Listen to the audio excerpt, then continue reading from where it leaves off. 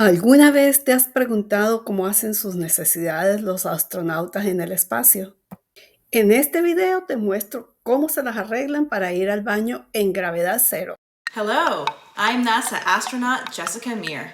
I recently spent 205 days on board the International Space Stations. We are able to bring a few items with us, some personal items that you want to support throughout your mission. One of the things that I brought was my piccolo.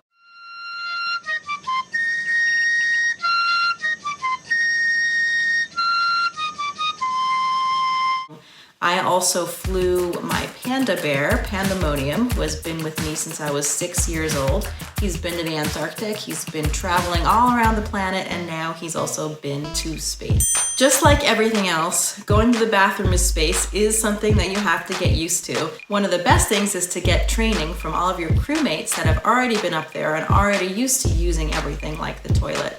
And how that works, we actually use like a vacuum system. So imagine if you have a vacuum cleaner and you're sucking things down.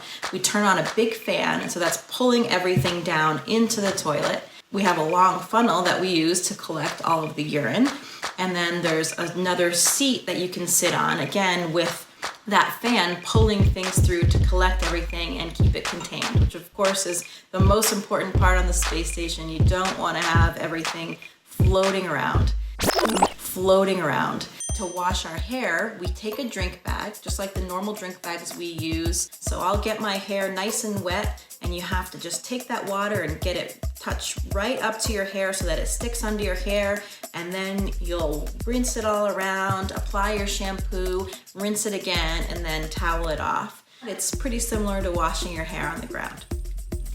The food that we eat on the International Space Station is delicious these days. It's really not that kind of freeze-dried ice cream thing that people have this idea that we eat. We have an entire lab at the NASA Johnson Space Center that is always developing new and delicious foods.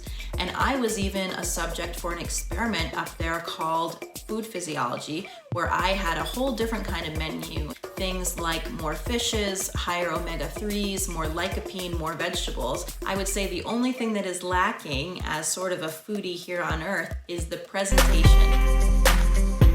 Christina and I both felt so privileged to have had any type of role in that historic event. And for us, I think it was the most important, not for our personal achievements, but really for the generations of women and minorities that were pushing the envelope when we didn't have a seat at the table. But that day, so many people were watching and so many people were excited.